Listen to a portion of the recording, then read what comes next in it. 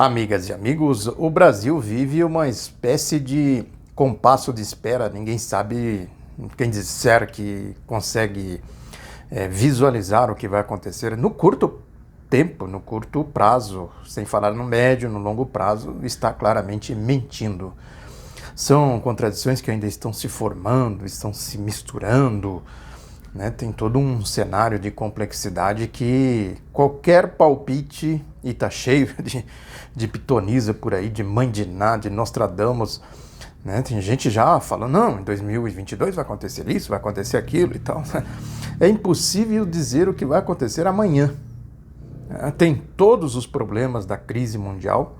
A crise está por aí, se espalha, né? E ela vai se acentuando rapidamente. Os cenários são os piores possíveis. Evidentemente que num cenário de crise como esse, crise aguda, profunda, sem perspectiva de saída, também na questão mundial, é isso aí, né? Quem disser aí, tem aí os economistas que... Economista gosta de fazer isso, né? Fazer futurologia, né? Vai acontecer, tem um cenário assim, tem um cenário assado, tem um cenário B, C, D, chega a Z, se bobear. Agora, o que é preciso fazer? Aquela velha máxima da análise concreta da realidade concreta. Tem um problema grave, né? Tem um problema profundo. Como diz aí, tem um conhecido que diz a coisa é assim, e vai piorar. Lógico que não é o caso de ficar aqui fazendo vaticínios também, que tudo vai virar uma desgraça, né? O fim do mundo está chegando, o apocalipse, Armagedon, né? Tem gente que gosta, vive disso, né? Tem seitas aí que vivem disso, né? Vivem com essas pregações. Então isso vai contaminando muito, né? A questão ideológica que eu sempre digo aqui, vai contaminando os raciocínios, né? As análises e tal. Agora, sem nenhum exercício, esse que é o problema maior, sem nenhum exercício para compreender a realidade concreta, o momento agora, quais são os elementos, os fundamentos de tudo isso.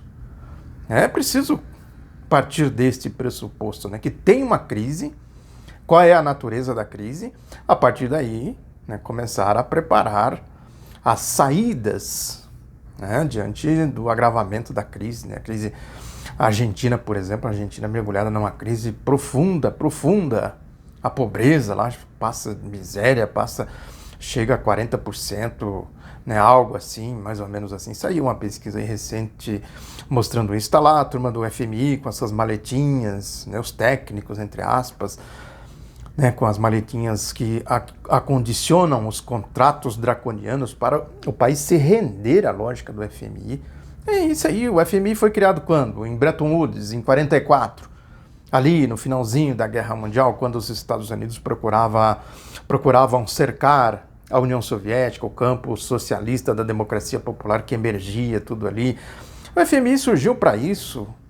A história do Plano Marshall, as condições que os Estados Unidos impuseram ali, a criação da OTAN, a organização do Tratado do Atlântico Norte, que é o braço armado mesmo, né, com bombas nucleares, com todos os artefatos, mísseis, balísticos, essas coisas, a corrida armamentista, né, armas atômicas de grande potencial destrutivo, essas coisas todas, tudo para cercar, né, o campo ali que se formava no âmbito da União Soviética. Também a reação, a tal da Guerra Fria, né, houve reação, porque é isso, né, quem se vê ameaçado, evidentemente que vai se preparar, né, para não ser pego de surpresa.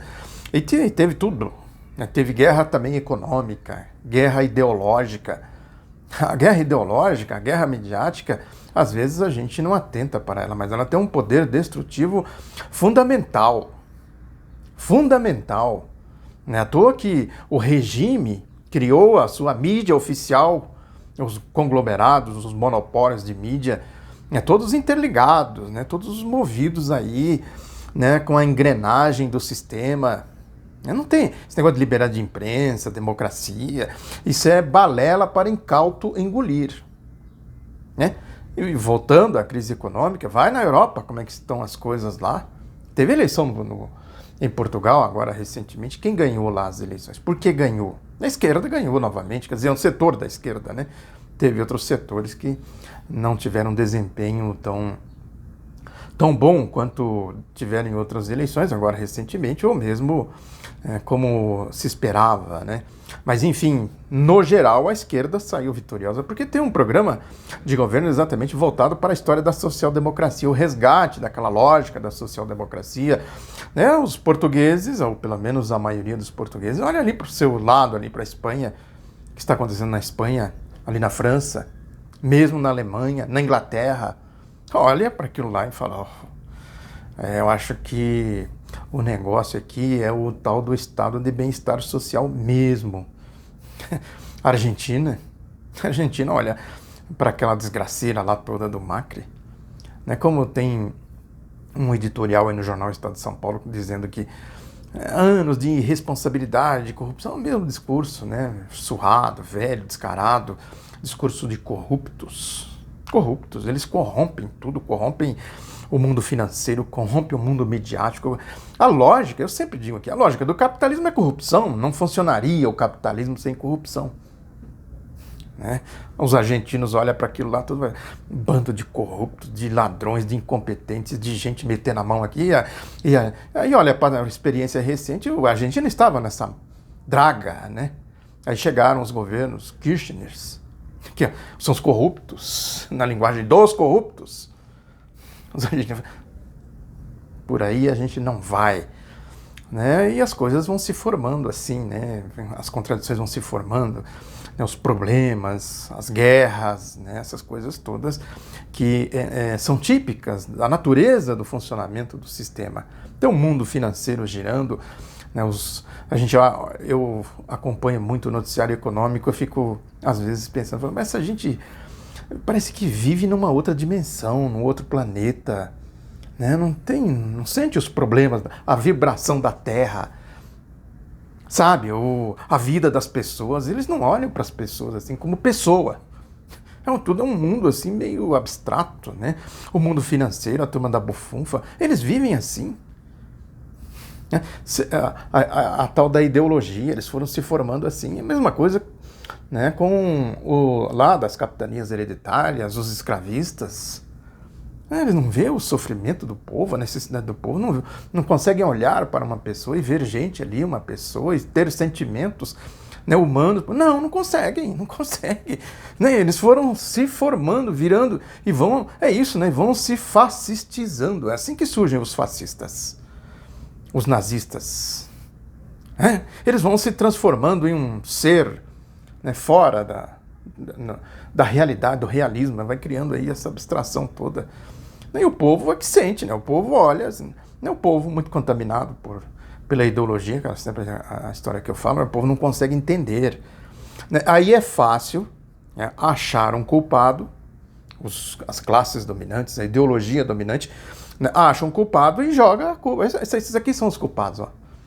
Aquele povo lá, que eu não posso falar o nome, que o YouTube me censura, aquele povo lá dos czares, na Rússia, pré-revolução de 17, né, aquele povo lá da Alemanha que o Hitler perseguiu, né, depois os comunistas, depois agora o lulopetismo, eles vão criando esses epítetos. Isso é típico da guerra ideológica.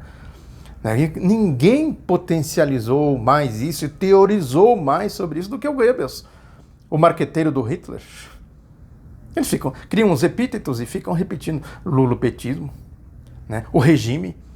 Tem regime na Colômbia, na Colômbia não, na Venezuela, tem regime na Venezuela, tem regime em Cuba, tem regime na Síria, tem regime na Palestina, tem regime em tudo quanto é lugar. Eles não são do regime. Porque, na lógica deles, as capitanias hereditárias não deveriam terminar. São os empreendedores do general Mourão, que ele falou recentemente.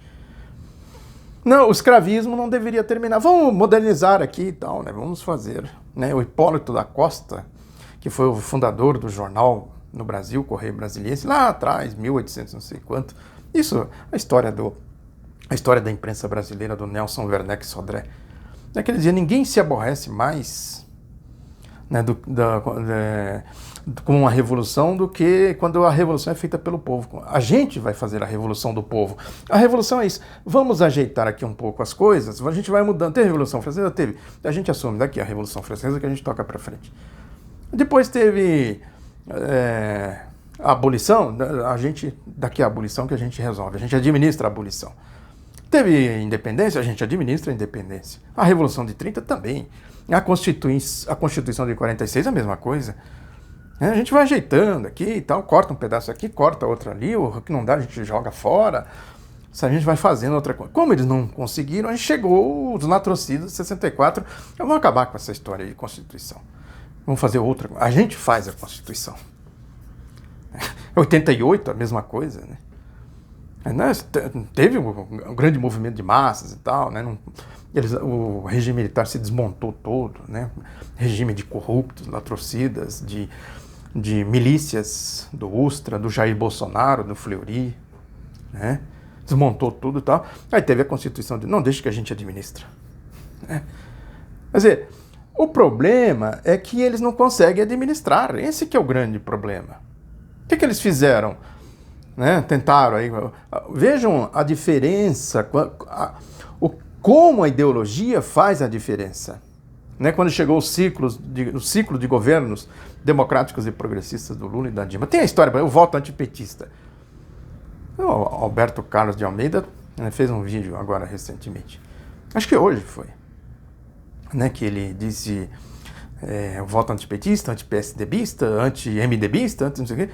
A questão, o PT, eu sempre disse, é um acrônimo. O voto não é antipetista, o voto é antipovo, antidemocracia, antiprogresso social, essas coisas todas, anti-revolução francesa. A questão, o processo histórico, a questão econômica, os processos econômicos são determinantes para a gente entender os processos políticos e sociais. Senão vira abstração, é antipetista, não é antipetista. É antipovo, foi antigetulista, foi anticomunista, foi anti-tudo, antipovo. E aí eles vão formando grupelhos. Um detalhe que chama atenção, muito interessante, podem prestar atenção nisso. E nesses detalhes a gente vai achando a explicação das coisas. Por que os corruptos não conseguem criar uma força homogênea, né? Eles se matam entre eles porque é difícil se administrar a corrupção. Qualquer agrupamento corrupto vai ter lá dentro, né, dissensões, né, vai ter tensionamentos e tudo mais. É porque a corrupção é isso aí, esse pedaço é meu, você está invadindo meu pedaço, eu quero invadir o seu e tal. Né, e vai criando as guerras de facções. O que está acontecendo agora com as facções do governo Bolsonaro? Cadê o Paulo Guedes, por exemplo? Por onde anda o Paulo Guedes? Cadê as promessas? Vamos fazer isso, vamos fazer aquilo. Ninguém dá mais nem bola para esse Paulo Guedes.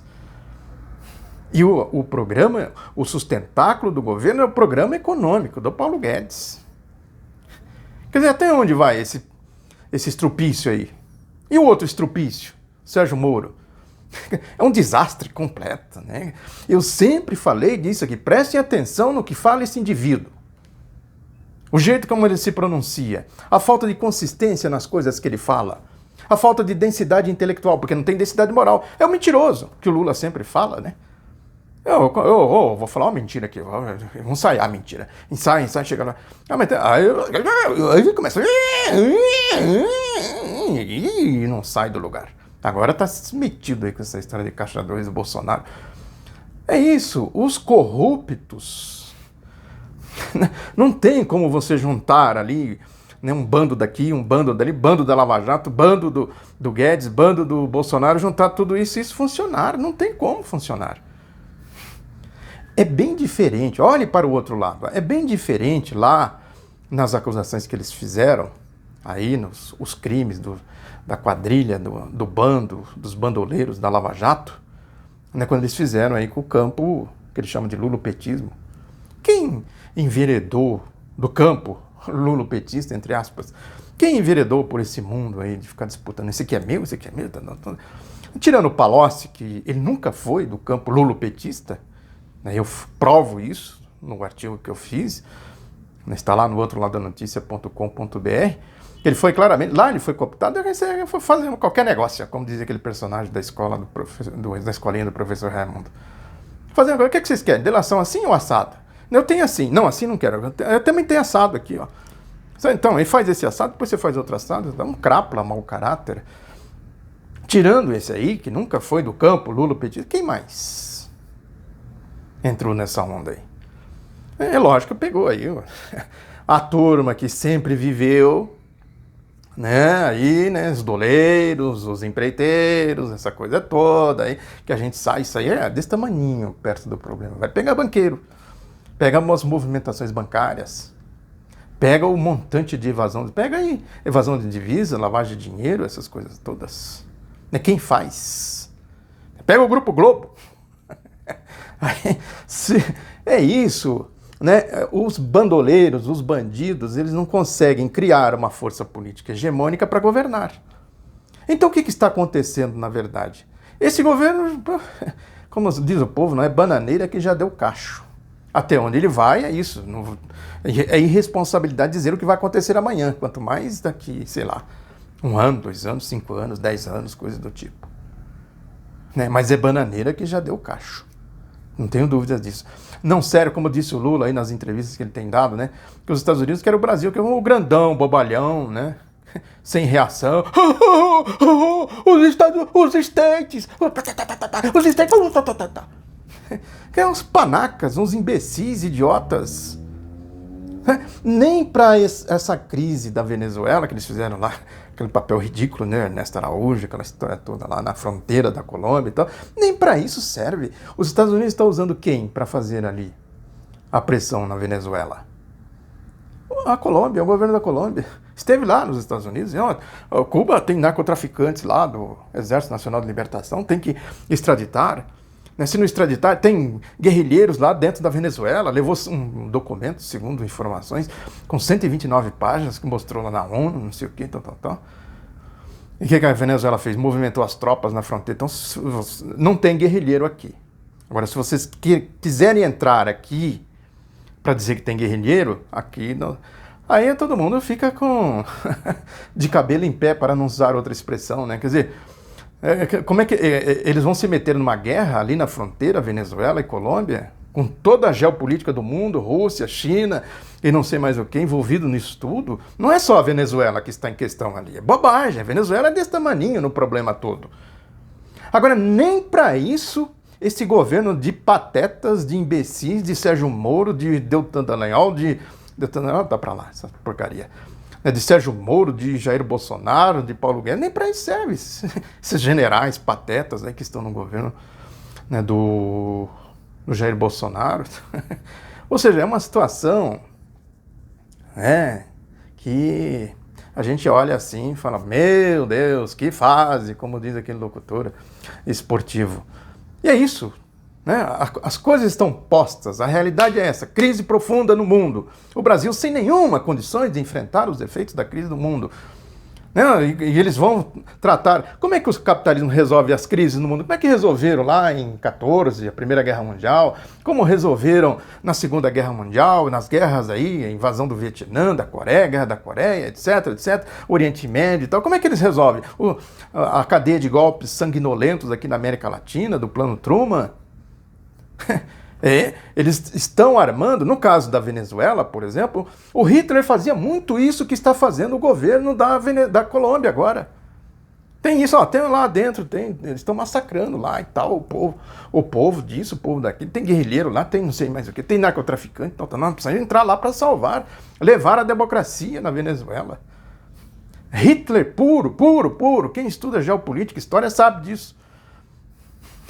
Agora, o que chama atenção é isso, é o bobalhão, né? Os Estados Unidos. Os idiotas aqui, nem para isso servem. A Trump, Casa Branca, Pentágono, esse bando de panaca. Aí tem um filme que chama O Rato que Ruge. Procurem aí, né? Quem quiser ver, que é um paiseco que tenta invadir os Estados Unidos, uma sátira, uma brincadeira. O Brasil não é um rato, né? Mas é um bobalhão nesse governo de idiotas, né, de corruptos, irresponsáveis, essas facções aí, etc. Desculpe a ênfase e o desabafo, mas assim, bem pá, né, para dar conta de falar tudo aqui e tentar explicar minimamente esse cenário.